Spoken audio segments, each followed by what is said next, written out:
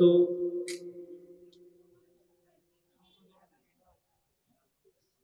তাগুত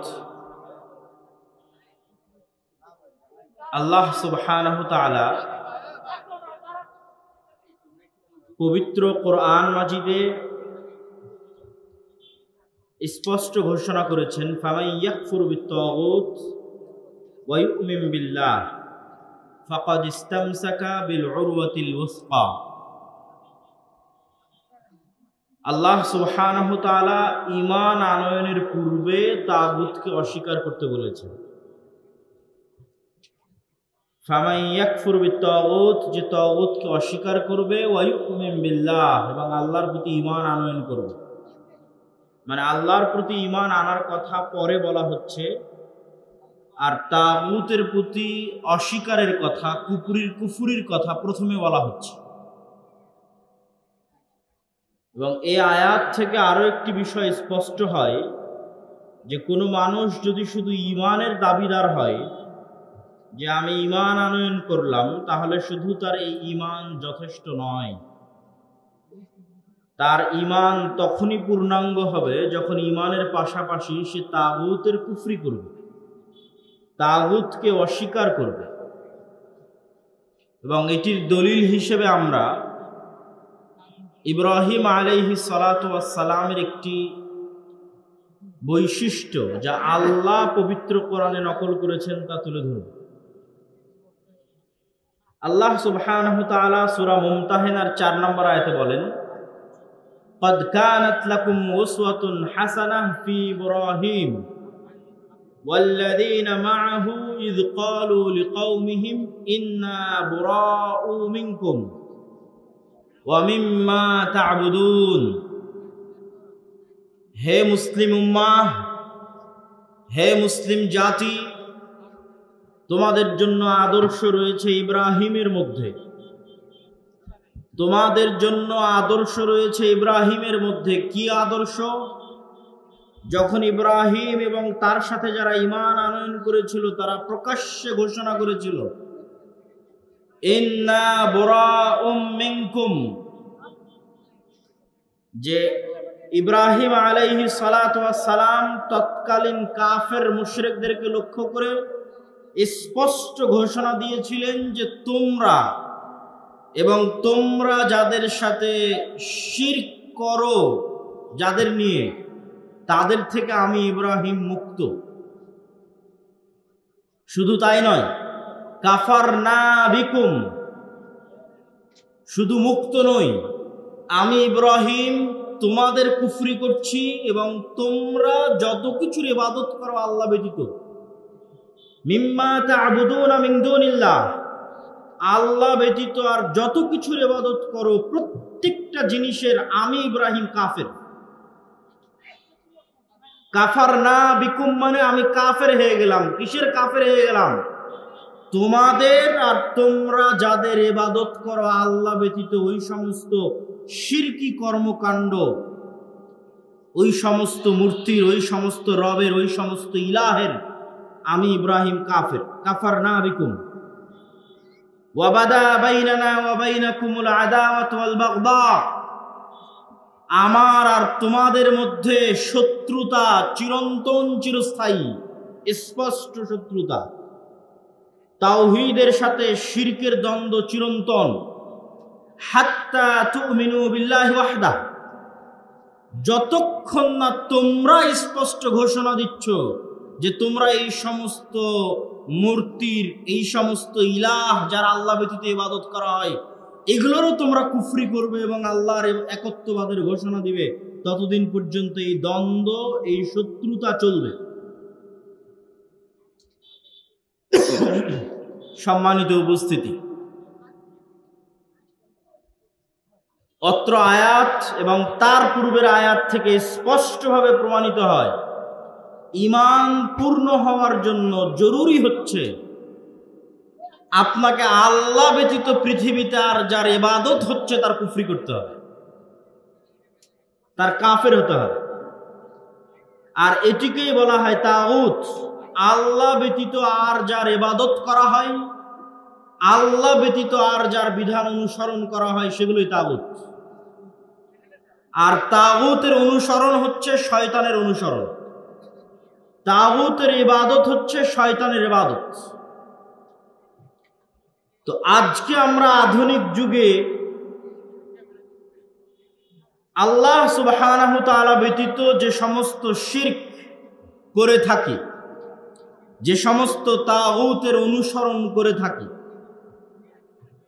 আল্লাহ ব্যতীত আর যে সমস্ত অস্তিত্বের আমরা স্বীকার করে থাকি, তার মধ্যে অসংখ্যগুলো তো আমরা জানি। ইবাদতগত শিরক, জ্ঞানগত শিরক, সেগুলো আমরা জানি। কিন্তু কিছু রাষ্ট্রীয় শিরক হয়। সেই রাষ্ট্রীয় শিরক হয় গণতন্ত্রের নামে, সেই রাষ্ট্রীয় শিরক হয় সমাজতন্ত্রের নামে, সেই রাষ্ট্রীয় শিরক হয় সেকুলারিজমের নামে, ধর্মনিরপেক্ষ মতবাদের নামে, সেই রাষ্ট্রীয় শিরক হয় লিবারালিজমের নামে, উদারনৈতিক মানবাধিকারের নামে, সেই রাষ্ট্রীয় শিরক হয় ন্যাশনালিজম, জাতীয়তাবাদের নামে। এই প্রত্যেকটা মতবাদকেই পৃথিবীর বুকে প্রতিষ্ঠিত করা হয়েছে। গণতন্ত্র, সমাজতন্ত্র, ধর্মনিরপেক্ষ মতবাদ, লিবারালিজম এবং ন্যাশনালিজম, জাতীয়তাবাদ, এই প্রত্যেকটা মতবাদকে পৃথিবীতে প্রতিষ্ঠিত করা হয়েছে যেন ইসলাম কখনো রাষ্ট্রীয়ভাবে ক্ষমতায় যেতে না পারে। ইসলাম যেন কখনোই পূর্ণাঙ্গ রূপে রাষ্ট্রীয়ভাবে ক্ষমতায় অধিষ্ঠিত হতে না পারে, এই জন্য এই নতুন ইলাহগুলোর সৃষ্টি করা হয়েছে। আর এই নতুন ইলাহ সম্পর্কে শুধু আমি বলছি এমনটি নয়। আল্লামা ইকবাল রাহিমাহুল্লাহ তিনি বহু বছর আগে লিখে গেছেন, मुस्लिम ने भी तामीर किया अपना हरम और तहजीब के आज़र ने तरशवाए हैं सनम और আজকের মুসলমানেরা নিজেদের ভিন্ন একটা হারাম বানিয়ে নিয়েছে। মক্কার হারাম এরিয়াকে বাদ দিয়ে, মদিনার হারাম এরিয়াকে বাদ দিয়ে আজকের মুসলমানেরা ভিন্ন হারাম এরিয়া বানিয়ে নিয়েছে। তাহজিব কে আজর নে, আজকের যুগের আধুনিক যুগের আজরেরা, আধুনিক যুগের আজরেরা, আজর মানে ওই যে ইব্রাহিম আলাইহিস সালামের পিতা আজর, তার কথা আল্লামা ইকবাল উদাহরণ দিয়ে বলছে যে আধুনিক যুগের আজরেরা নতুন মূর্তি বানিয়েছে। ইব্রাহিম আলাইহিস সালাতু ওয়াস সালামের পিতা আজর এক ধরনের মূর্তি বানাতেন, আজকের আধুনিক যুগের যারা দাবিদার তারা নতুন একটা মূর্তি বানিয়েছে। इन ताजा खुदाओं में बड़ा सबसे वतन है, এই যতগুলো মূর্তি আধুনিক যুগে তৈরি হয়েছে ইবাদতের জন্য, তার মধ্যে সবচেয়ে বড় মূর্তির নাম হচ্ছে ন্যাশনালিজম বা জাতীয়তাবাদ। আল্লামা ইকবাল বলছেন আজকের যুগে ইবাদতের জন্য যতগুলো মূর্তি তৈরি হয়েছে তার মধ্যে যেমন গণতন্ত্র আছে, আজকের যুগে ইবাদতের জন্য যতগুলো মূর্তি তৈরি হয়েছে তার মধ্যে সেকুলারিজম আছে, আজকের যুগে ইবাদতের জন্য যতগুলো মূর্তি তৈরি হয়েছে তার মধ্যে ন্যাশনালিজম, জাতীয়তাবাদ আছে, যার কথা আল্লামা ইকবাল বলছেন। जो पैरहन इसका है वो मजहब का कफन है, আজকের যুগে যে আধুনিক এই সমস্ত মতবাদ তৈরি হয়েছে, এই মতবাদগুলো ইসলামের কাফন তথা ইসলামকে হত্যা করার জন্য তৈরি করা হয়েছে। এবং তিনি বলতে বলতে মুসলিম উম্মাহকে লক্ষ্য করে বলছেন, বাজু তেরা তাওহীদ কি কুওয়াত সে কবি है, ইসলাম তেরা দেশ है তু মুস্তাফা भी है।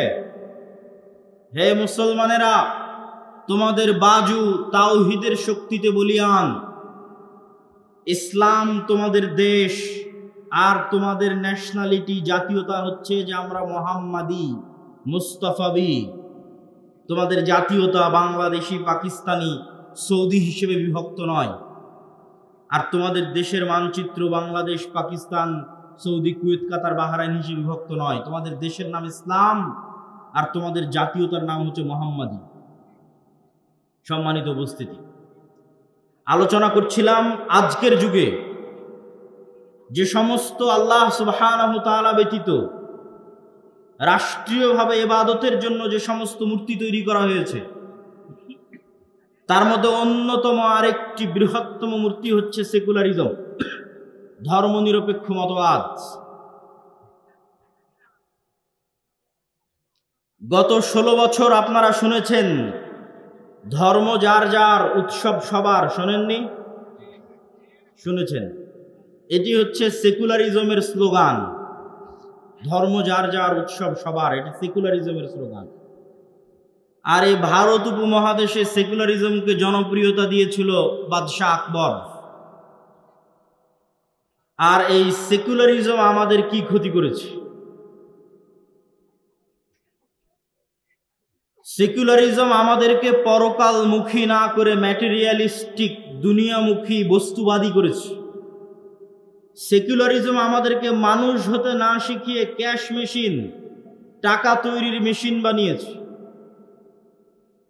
আপনি যখন ইসলামের কাছে যাবেন তখন ইসলাম বলবে সবচেয়ে দামি গুরুত্বপূর্ণ জিনিস হচ্ছে তোমার পবিত্রতা, তোমার আত্মমর্যাদা, তোমার আত্মসম্মান, তোমার রিজিকের হালাল, তোমার লজ্জাস্থানের হেফাজত, এগুলো হচ্ছে সবচেয়ে গুরুত্বপূর্ণ, তুমি যেন বিক্রি না হয়ে যাও।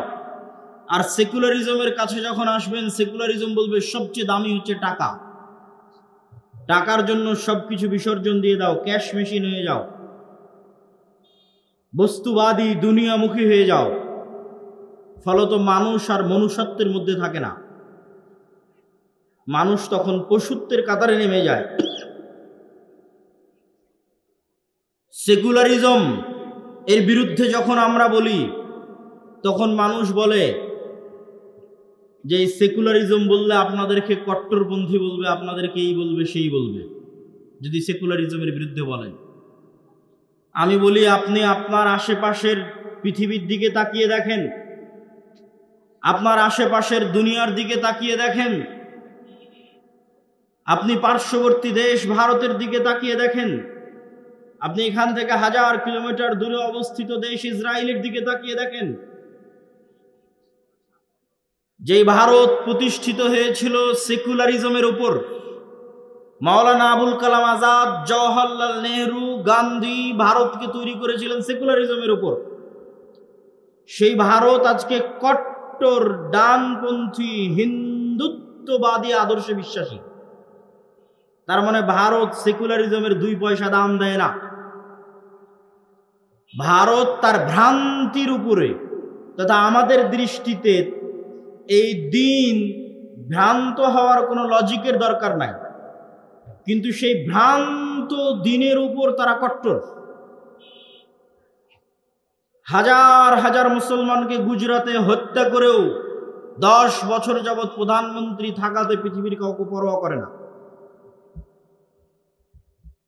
আপনি ইসরায়েলের দিকে দেখেন, ইসরায়েল সেকুলার নয়, ইসরায়েল কট্টর জায়নিস্ট ইহুদিবাদী দেশ।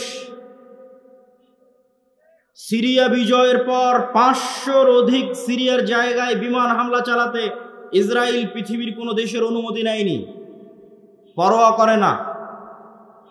সে সেকুলারিজমে বিশ্বাস করে না, সে তার ভ্রান্তির ওপরেও তার দিনের ওপর কট্টর।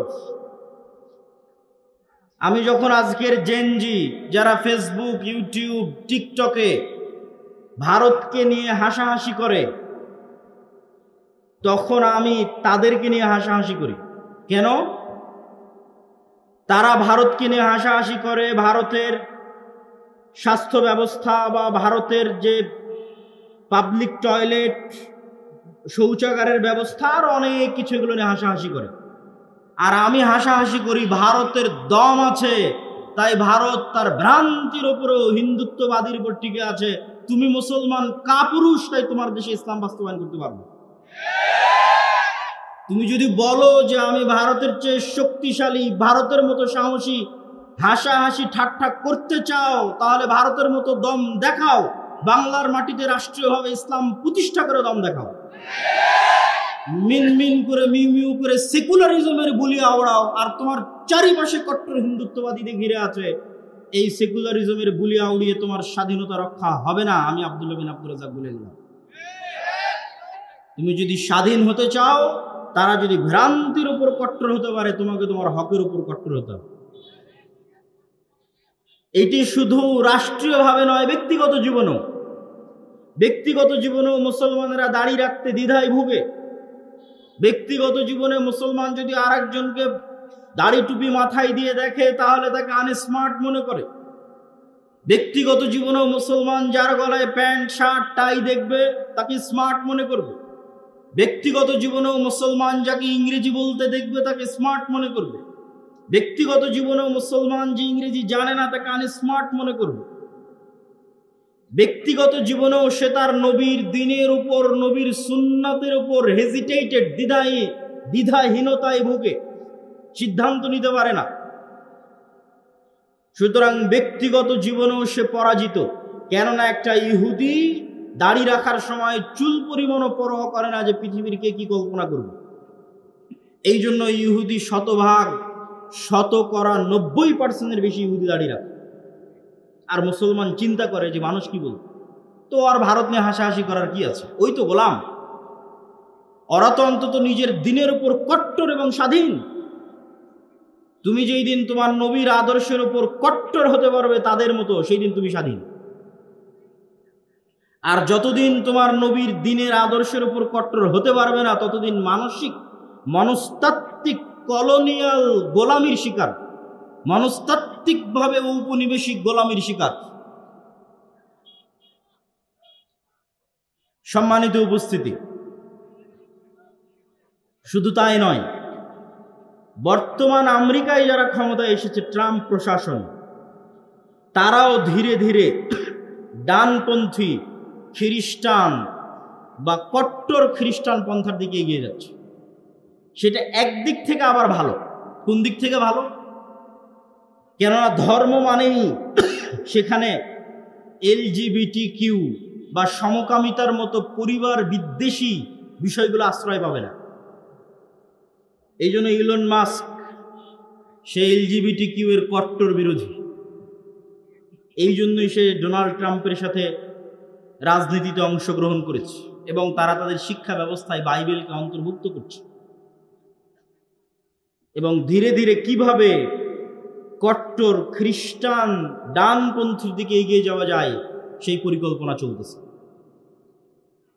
কিন্তু শুধু মুসলমানদের কাছে যখন আসবেন, এই বাংলাদেশ আর এই পাকিস্তান আর এই মুসলিম দেশগুলো ইসলামের নামের উপর তৈরি হলো, অথচ এই মুসলিম দেশগুলো সবচেয়ে বড় সেকুলার নিজেদেরকে দাবি করে, সবচেয়ে বড় সুফি এবং সাধু সাজতে চায়। এই জন্য আমি আব্দুল্লাহ বিন আব্দুর রাজ্জাক, প্রধান উপদেষ্টা ডক্টর ইউনূসের সামনে গিয়ে বলেছিলাম যে আপনারা কেন ডিফেন্স খেলতেছেন? সারা ভারত থেকে বলা হচ্ছে বাংলাদেশে হিন্দুদের উপর নির্যাতন হচ্ছে, আর আপনি মুখের ফেনা তুলে দিচ্ছেন, না ভাই দেখো আমার এখানে হিন্দুরা এত ভালো আছে, এত সুখে আছে, এত শান্তিতে আছে, এত ফেনা তোলার তো দরকার নাই, এত সুফি সাজার তো দরকার নাই। কিন্তু সারা পৃথিবীর সবাই জানে ভারতের মুসলমানেরা কি অবস্থায় আছে। আপনার যদি সাহস থাকে তাহলে তারা যেমন বাংলাদেশে বসবাসরত সংখ্যালঘু হিন্দুদের পক্ষে আওয়াজ উঠাচ্ছে, দম থাকলে আপনি ভারতের সংখ্যালঘু মুসলিমদের পক্ষে আওয়াজ উঠান। বাংলাদেশের মাটিতে এরকম কোনো ইতিহাস নাই যে কোনো হিন্দুকে গণপিটুনি দিয়ে হত্যা করা হয়েছে, আছে? নাই। বাংলাদেশের মাটিতে এরকম কোনো ইতিহাস নাই যে কোনো মন্দিরকে ভেঙে সেখানে মসজিদ তৈরি করা হয়েছে। আর ভারতের মাটিতে এরকম অসংখ্য ইতিহাস আছে, মসজিদ ভেঙে মন্দির তৈরি করা হয়েছে। অসংখ্য ইতিহাস আছে মুসলমানকে গণপিটুনিতে হত্যা করা হয়েছে গরুর গোস্ত রাখার অপরাধে। তারপরেও সেখানে হওয়া সংখ্যালঘু নির্যাতনের বিষয়ে আওয়াজ যদি উঠাতে না পারেন তাহলে স্বাধীন নই, গোলাম। সম্মানিত উপস্থিতি, ঠিক তেমনি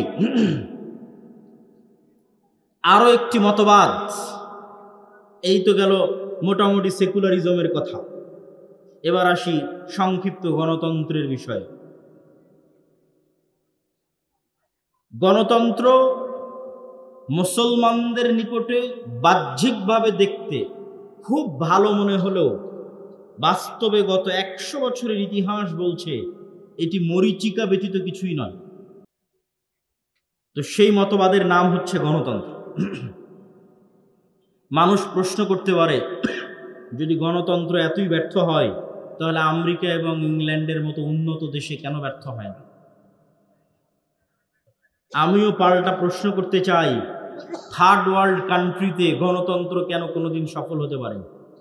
মুসলিম দিয়ে কথা না, তৃতীয় বিশ্বের কোনো দেশেই গণতন্ত্র সাকসেসফুল নয়। আপনার আশেপাশের যত গণতান্ত্রিক দেশ আছে যাদের লেভেল বাংলাদেশের পর্যায়ে, সেখানে অনৈক্য, মারামারি, গন্ডগোল, হরতাল, অস্থিতিশীলতা লেগেই আছে, লেগেই আছে, লেগেই আছে, লেগেই থাকে। তাহলে ফার্স্ট ওয়ার্ল্ড কান্ট্রি যারা বিশ্বের প্রথম স্তরের, তাদের কাছে কেন গণতন্ত্র এতটা স্থিতিশীল? তার কারণ অনেকেই মনে করে, অনেক হীনম্মন্য মুসলিম যুবক, আজকে যদি এখানে যুবক এবং ছাত্র ভাইরা থেকে থাকে, তারা অনেক সময় এই ব্যর্থতার জন্য আমাদের দিনকে দায়ী করে। বলে আমাদের হুজুরেরা ইসলামের বিষয়ে এত কট্টর, ইসলামের বিষয়ে এত বেশি ফতোয়া, এত বেশি টানাটানির কারণে আমরা উন্নত হতে পারছি না। এটি একটি ডাহা মিথ্যা অপবাদ।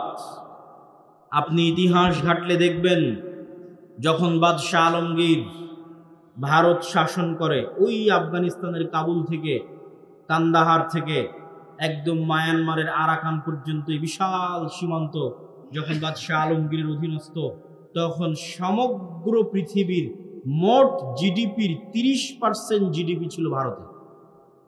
আর 1947 সালে যখন ব্রিটিশরা ভারত থেকে বিদায় নেয়, তখন সমগ্র পৃথিবীর মোট জিডিপির মাত্র 3% জিডিপি ছিল ভারতে।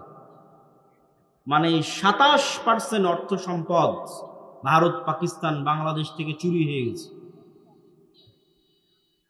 ঔপনিবেশিক শাসন আমল থেকে শুরু হওয়া এই চুরি এখন পর্যন্ত অব্যাহত আছে। ছলে বলে কৌশলে এই চুরি এবং অর্থ পাচারকে অব্যাহত রাখা আছে। আপনি যান আফ্রিকান মুসলিম কান্ট্রিগুলোর তাদের যে খনিজ সম্পদ আছে, এই যে যত ইউএন ফোর্স যায়, শান্তিরক্ষী বাহিনী, এরা কি করে? এরা জাতিসংঘের পক্ষে কি করে? ওই দেশগুলো অস্থিতিশীল কেন? ওই সমস্ত আফ্রিকান মুসলিম দেশগুলোকে তাদের নিজ দেশের খনিজ সম্পদ ব্যবহার করতে দেওয়া হয় না। তাদের দেশের খনিজ সম্পদ নিয়ে চলে যাবে ফ্রান্স, তাদের দেশের খনিজ সম্পদ নিয়ে চলে যাবে ইটালি, তাদের দেশের খনিজ সম্পদ নিয়ে চলে যাবে স্পেন। এখনকার পৃথিবীর কথা বলছি, আজকের পৃথিবীর কথা বলছি। টাকা থাকলে সবই ভালো লাগে। আপনি বাস্তব জীবনেও এটি প্র্যাকটিক্যাল দেখবেন। মানুষও বলে, হাসাহাসি করে মানুষ বলে যে যদি টাকা না থাকে তাহলে ভালোবাসা জানালা দিয়ে পালায়। তো আমেরিকা, ইংল্যান্ড, ইউরোপের কাছে অঢেল সম্পদ আছে। অঢেল সম্পদ থাকলে এমনিতেই গণতন্ত্র কেন, সকল তন্ত্র চলবে। কিন্তু এই অঢেল সম্পদ আসছে কোথায় থেকে? আমাদের মতো থার্ড ওয়ার্ল্ড কান্ট্রি থেকে চুরি করে নিয়ে যাওয়া, অন্যায়ভাবে নিয়ে যাওয়া।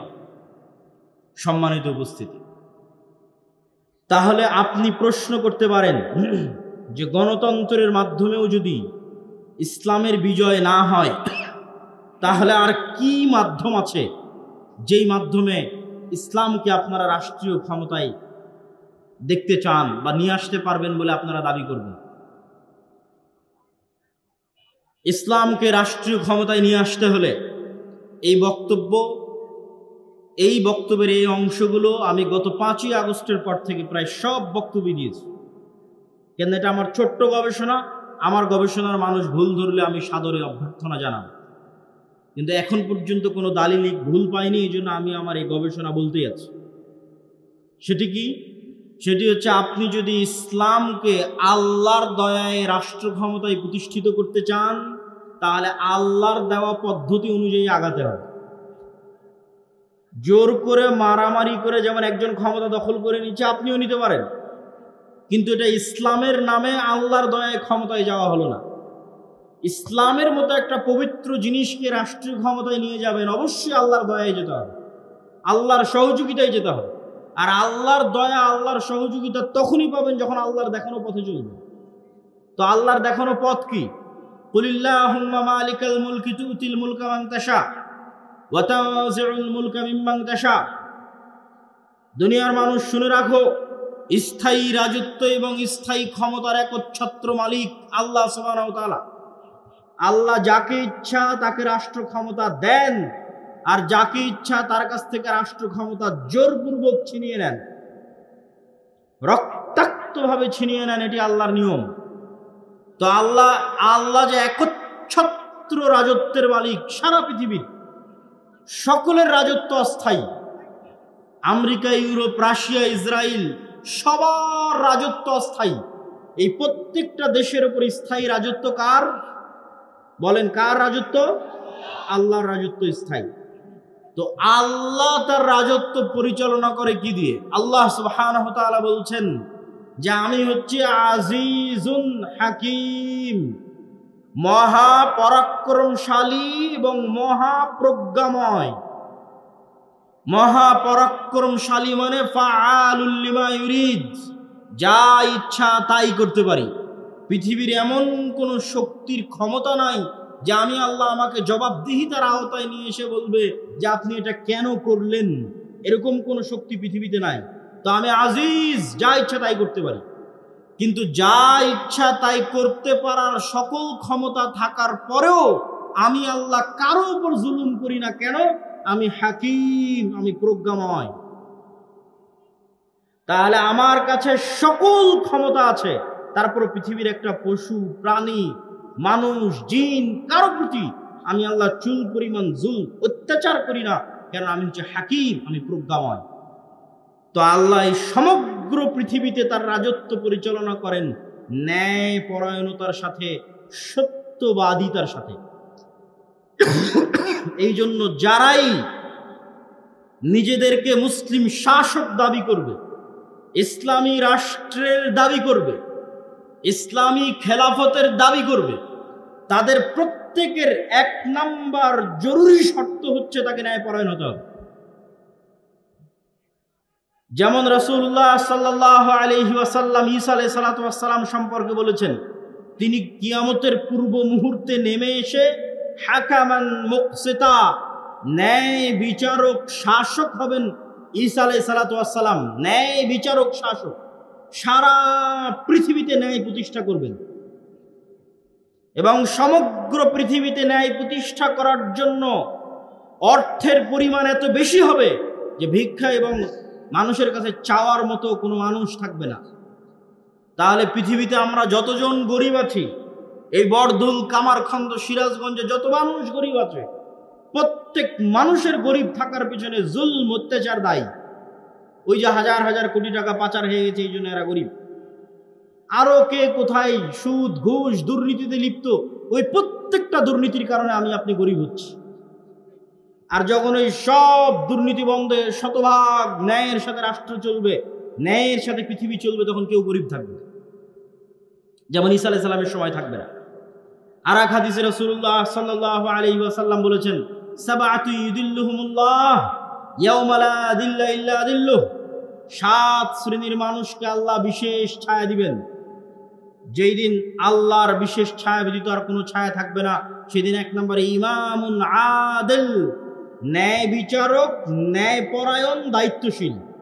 সারমর্ম কি দাঁড়ালো? ইসলামী রাষ্ট্র মানে ন্যায় বিচার, ইসলামী রাষ্ট্রের রাষ্ট্রনেতা মানে ন্যায় বিচারক, ইসলামী খেলাফা মানে ন্যায় বিচার, ইনসাফ, ন্যায়পরায়ণতা, সত্যবাদিতা। এখন আমি ঈসা আলাইহিস সালাতু ওয়াস সালাম যদি নিজে ন্যায় বিচারক না হই, নিজে ন্যায়পরায়ণ না হই, রাষ্ট্রে কিভাবে ন্যায় বিচার প্রতিষ্ঠা করব? তো আপনারা যারা এখানে উপস্থিত হয়েছেন, বক্তব্য শুনছেন, অনলাইন অফলাইনে দেখছেন, প্রত্যেকের কাছে প্রশ্ন। প্রত্যেকেই বলে, কেন মুসলমানেরা রাষ্ট্র ক্ষমতায় নাই? কেন রাষ্ট্র ক্ষমতার জন্য কেউ চেষ্টা করে না? কেন ইকামতে দ্বীন, রাষ্ট্রে ইসলাম প্রতিষ্ঠার জন্য কেউ চেষ্টা করে না? রাষ্ট্রে ইসলাম প্রতিষ্ঠার এক নাম্বার শর্ত ন্যায়পরায়ণ হতে হবে। এক নাম্বার শর্ত সত্যবাদী হতে হবে। যে মিথ্যুক, যে অন্যায়পরায়ণ, তার হাতে আল্লাহ কখনো আল্লাহর দয়ায় রাষ্ট্র ক্ষমতা দিবে না। জোর করে মিথ্যা বলে মারামারি করে ক্ষমতা নিয়ে নিতে পারে, ওটা ইসলামের নামে নয়। মিথ্যার জোরে হতে পারে, ক্ষমতার জোরে হতে পারে, কিন্তু আল্লাহর দয়ায় কেউ রাষ্ট্র ক্ষমতা নিবে, তাকে সত্যবাদী, ন্যায়পরায়ণ, আমানতদার হতে হবে। আর আমাদের মুসলমানদের অবস্থা দেখেন, এখানে এখনো কত মানুষ বসে আছে যারা তাদের পিতার মৃত্যুর পর তাদের বোনকে পিতার সম্পত্তিতে ন্যায়ের সাথে ভাগ দেয়নি। কেউ আছে ভাগই দেয়নি, কেউ আছে দিয়েছে, ন্যায়ের সাথে দেয়নি। সিরাজগঞ্জের সবচেয়ে দামি জমিটা সে নিয়েছে, আর সবচেয়ে কম দামি অনাবাদি পানিতে ডুবে থাকা জমিটা বোনকে দিয়েছে। তো সে কোনোদিন নেতা হতে পারবে না, মানে আল্লাহ তাকে কোনোদিন নেতা বানাবেন না আল্লাহর দয়ায়। তো এটা শুধু আমাদের ব্যক্তিগত জীবনে নয়, আমাদের রাষ্ট্রীয় জীবনের প্রতিটা রন্ধ্রে রন্ধ্রে।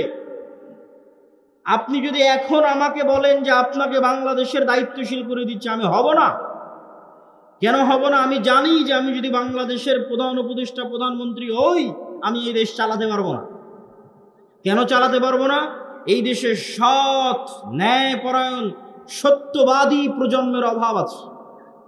প্রত্যেকটা সেক্টরে, প্রত্যেকটা জায়গায় মিথ্যুক দুর্নীতিবাজ বসে আছে।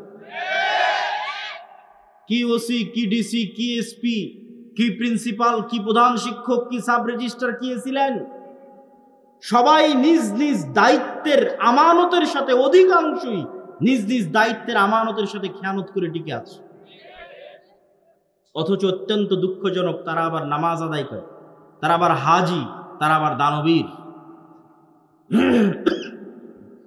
তাদেরকে উদ্দেশ্য করে রাসূলুল্লাহ সাল্লাল্লাহু আলাইহি ওয়াসাল্লাম বলেছেন, আরবাউন মান কুন্না ফীহ, চারটে বৈশিষ্ট্য যার মধ্যে থাকবে সে মুনাফিকান খালেসা, নির্ভেজাল নিষ্কলুষ মুনাফিক। ইদা হাদ্দাসা কাযাবা, যখন কথা বলে মিথ্যা বলে। ওয়া ইদা ওয়া'আদা আখলাফা, যখন ওয়াদা করে ভঙ্গ করে। ওয়া ইদা তুমিনা খানা, যখন দায়িত্ব দেওয়া হয় দায়িত্বের সাথে খেয়ানত করে। এই প্রত্যেকটা পর্যায়ের দায়িত্বশীল, ছোট থেকে ছোট, বড় থেকে বড় পর্যায়ের দায়িত্বশীল নিজ নিজ দায়িত্বের সাথে খেয়ানত করে টিকে আছে। তাদেরকে আল্লাহর নবী বলেছেন তারা স্পষ্ট মুনাফিক। তাহলে তারা সালাত কেন আদায় করছে? তারা সিয়াম কেন পালন করছে? তাহলে তারা রোজা কেন রাখছে? হজ কেন করছে? দান কেন করছে? এই প্রত্যেকটা দায়িত্বে ওসি, ডিসি, এসপি, যত দায়িত্বশীল আছে তাদের অধিকাংশই নামাজি, অধিকাংশই হজ করেছে, উমরা করেছে। কেন? আবার কেউ কেউ আছে তাহাজ্জুদ গুজার। কেন? তার কারণ হচ্ছে তারা এই বাহ্যিক আনুষ্ঠানিক ইবাদতগুলোর দিয়ে তাদের অভ্যন্তরীণ মুনাফিকিকে ঢেকে রাখতে চায়। বাস্তবে মুনাফিক, সত্য হচ্ছে মুনাফিক, স্পষ্ট কথা হচ্ছে মুনাফিক। আমি না, আল্লাহর নবী বলেছেন মুনাফিক, আমি শুধু অনুবাদ করছি। বাস্তবে মুনাফিক, কিন্তু ওই মুনাফিকই ঢাকার জন্য দাড়ি রেখেছে, মুনাফিকই ঢাকার জন্য মাথায় টুপি দিয়েছে, মুনাফিকই ঢাকার জন্য হজ করেছে, মুনাফিকই ঢাকার জন্য নামাজ আদায় করে, মুনাফিকই ঢাকার জন্য তাহাজ্জুদের সালাত আদায় করে। কিন্তু বাস্তবে মুনাফিক, কেননা তার দায়িত্বের সাথে খেয়ানত করেছে, বলেছেন আল্লাহর নবী সাল্লাল্লাহু আলাইহি ওয়াসাল্লাম। তাহলে এই ধরনের মুনাফিক মুসলিমেরা কখনোই নিজ জাতির, নিজ দেশের, নিজ গোত্রের নেতা হতে পারবে না। গোলামি থাকবে। তাহলে রাষ্ট্রে ইসলাম প্রতিষ্ঠা করতে চান, একটা সত্যবাদী, ন্যায়পরায়ণ প্রজন্ম উপহার দিতে হবে। যেই প্রজন্ম অর্থের কাছে বিক্রি হবে না, সেকুলারিজমের কাছে বিক্রি হবে না, তার সত্যবাদিতা, ন্যায়পরায়ণতার উপর পাহাড়ের মতো অটল থাকবে। অবশ্যই ওই প্রজন্মের হাত দিয়ে ইসলাম প্রতিষ্ঠা হবে, ইনশাআল্লাহ হবে, অবশ্যই হবে।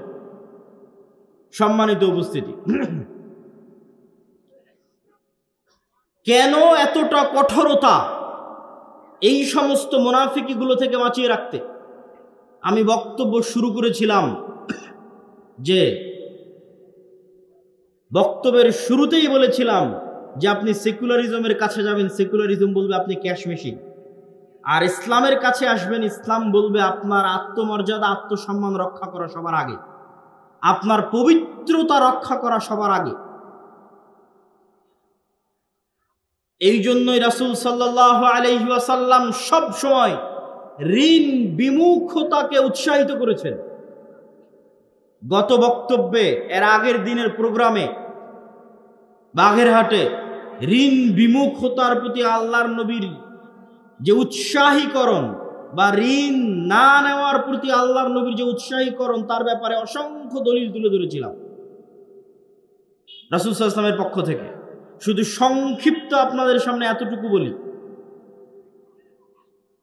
যে ইসলাম আপনি বিলাসিতার জন্য সুদের ভিত্তিতে লোন নেবেন, এটা বহু পরে। টিনের বাড়িকে পাকা বাড়ি বানাবেন, লোনের ভিত্তিতে মোটরসাইকেল, এসি, ফ্রিজ কিনবেন সুদের লোনের ভিত্তিতে, এটা বহু পরে। স্বাভাবিক কর্জে হাসানা যেখানে সুদ যুক্ত নাই, এই স্বাভাবিক কর্জে হাসানাকে আল্লাহর নবী এই পরিমাণ নিরুৎসাহিত করেছে যে তিনি সবসময় আল্লাহর কাছে পরিত্রাণ চাইতেন, হে আল্লাহ লোনের বোঝা, ঋণের বোঝা থেকে পরিত্রাণ চাই। শহীদ তিনবার যুদ্ধ করে শহীদ হওয়ার পরও জান্নাতে যাবে না যদি তার ঘরে ঋণের বোঝা থাকে। তাহলে কেন এতটা কঠোরতা? ওই যে আজকে যদি 500 টাকা কিস্তিতে লোন নেন, 1000 টাকা কিস্তিতে লোন নেন, কালকে যখন পরিশোধের সময় আসবে আপনি মিথ্যা বলবেন। কথা বলেন না যে মিথ্যা বলবেন না? অবশ্যই মিথ্যা বলবেন। আপনার স্ত্রীকে মিথ্যা বলা শিখাবেন, আপনার সন্তানকে মিথ্যা বলা শিখাবেন, তাহলে লোন দিয়ে মিথ্যার রাস্তা শুরু হলো। আপনার মধ্যে অপবিত্রতা প্রবেশ করলো, আপনার আত্মমর্যাদা নষ্ট হলো, আত্মসম্মান নষ্ট হলো। এখন আপনি আর নেতা হতে পারবেন না, এখন আপনি আর দেশ, জাতি, সমাজের নেতৃত্ব দিতে পারবেন না। ওই বৈশিষ্ট্য হারিয়ে ফেলেছেন। এই জন্য আপনার সেলফ রেসপেক্ট, আত্মমর্যাদা যেন উঁচু থাকে, আপনার মাথা যেন উঁচু থাকে। এই জন্য ইসলামের সবচেয়ে বেশি প্রায়োরিটি দেওয়া হয় আপনার এবং আমার পবিত্রতাকে, আপনার এবং আমার আত্মমর্যাদাকে, আত্মসম্মানকে। সম্মানিত উপস্থিতি, আমরা আলোচনা করছিলাম রাষ্ট্রে ইসলাম কিভাবে প্রতিষ্ঠিত হয়।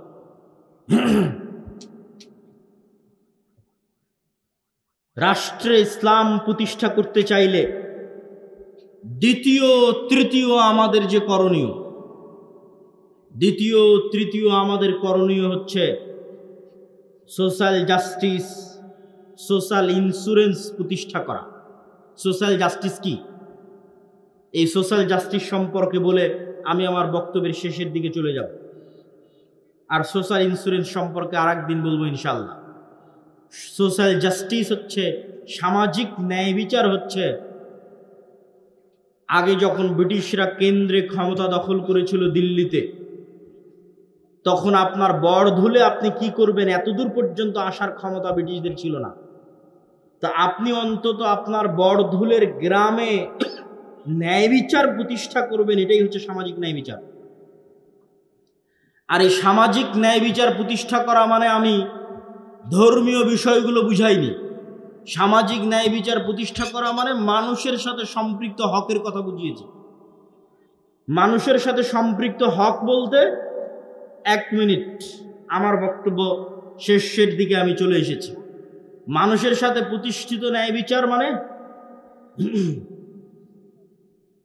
আপনার গ্রামে যদি যৌতুকের ভিত্তিতে বিবাহ হয়, আপনি বলেন এই যৌতুক গ্রহণ করাটা ন্যায় না অন্যায়? অন্যায়।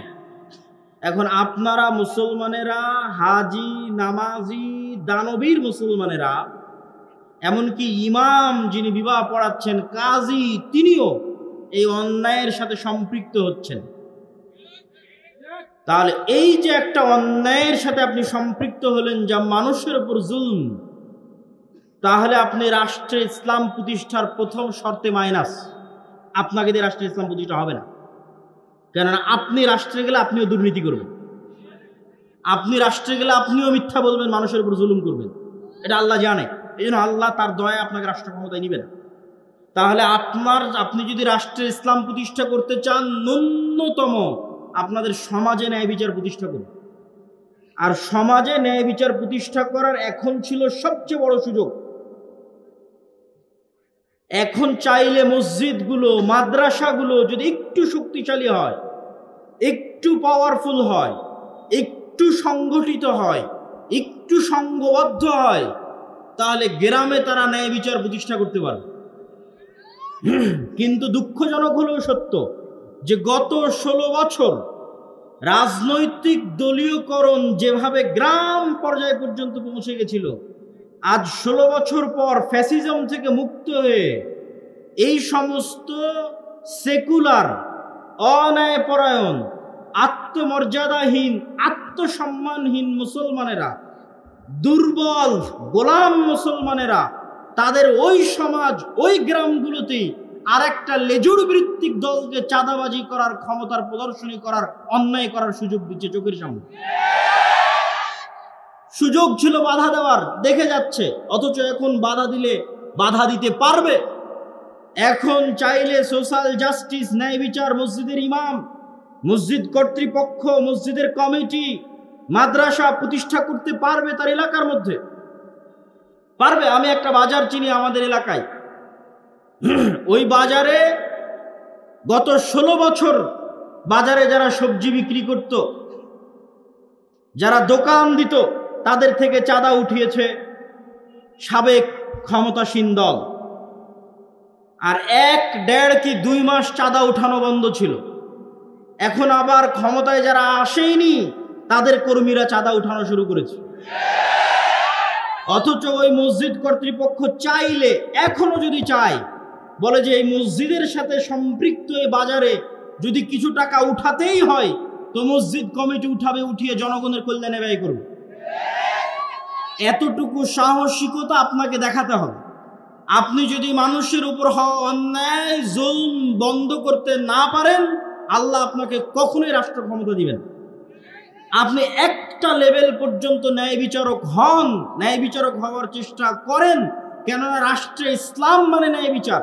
ন্যায় বিচারক হওয়ার চেষ্টা করেন, আল্লাহর দয়ায় আল্লাহ সুবহানাহু ওয়া তাআলা আপনাকে রাষ্ট্র ক্ষমতায় পৌঁছে দিবেন ইনশাআল্লাহ। সম্মানিত উপস্থিতি, এজন্য যুবকদের প্রতি, উপস্থিত মুসল্লিদের প্রতি উদাত্ত আহ্বান জানাবো, আপনি যদি পূর্ণাঙ্গ মুমিন হতে চান, আধুনিক যুগের তাগুতগুলোর কাফের হতে হবে।